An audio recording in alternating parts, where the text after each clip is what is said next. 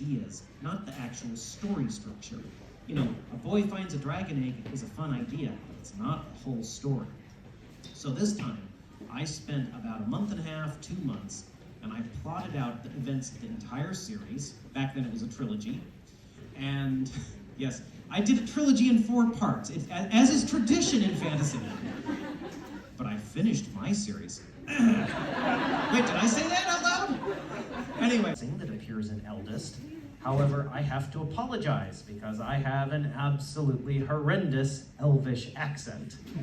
And that's because in the ancient language, you are supposed to roll your R's on the tip of your tongue the way you would in Spanish or Italian.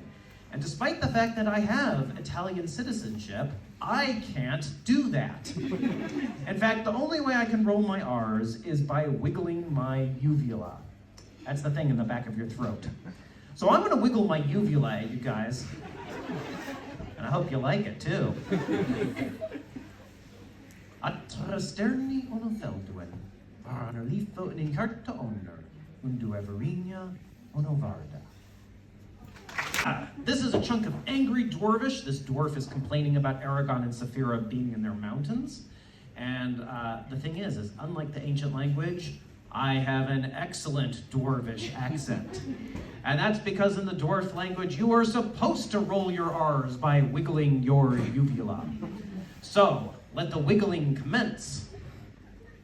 Born Vrethkarach, born Jürgen Karmiter, nos ethagoroth bastardag, dur incesti rakithen, joch is warv aj barzulagur, dur durgoimst aj schwelden rak anuen, mo dorak Jürgen Fran.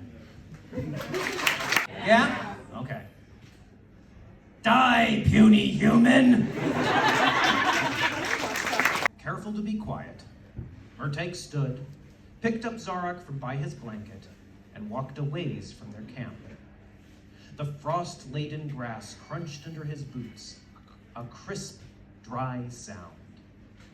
He stood in an expanse of empty sward, chest up, shoulders back, staring forward into the future. An intake of frozen air, and he swept Zarok from its crimson sheath.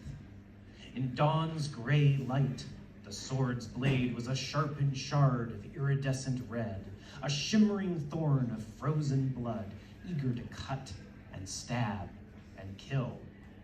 The blade of a rider, forged out of bright steel by an elven smith over a century past, and imbued with spells of strength and keenness and resistance. The finest weapon a warrior could hope to wield, and yet he regarded it with as much aversion as appreciation.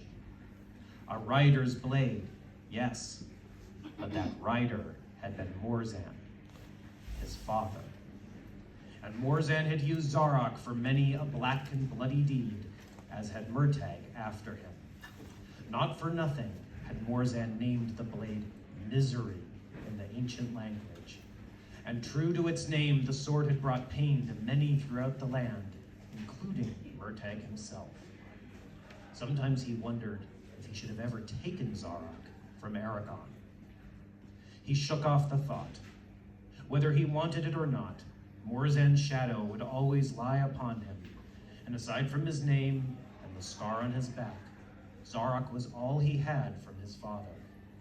It was a meager and hateful inheritance, but it was his alone, and for that he clung to it.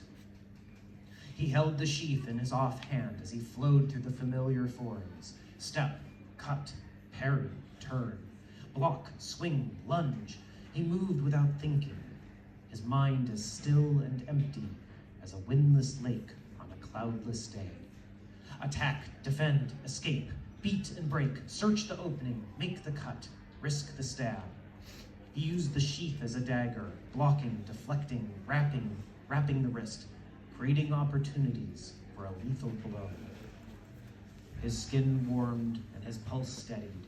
He moved faster, pushing himself to maintain the pace of battle, every movement a whip snap of life-preserving, life-ending action. His lungs gave out before his arms.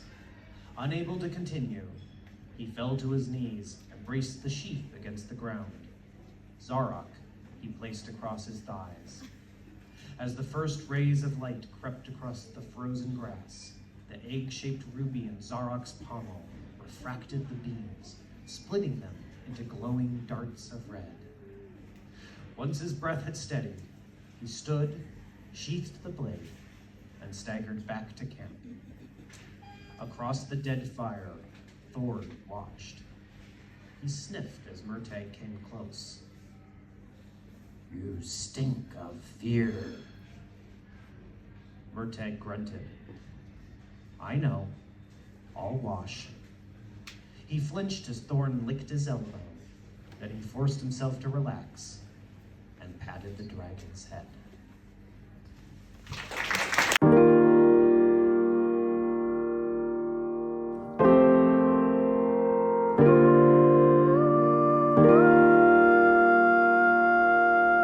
We only have 100 people here, so it's not too bad. We had an event with 900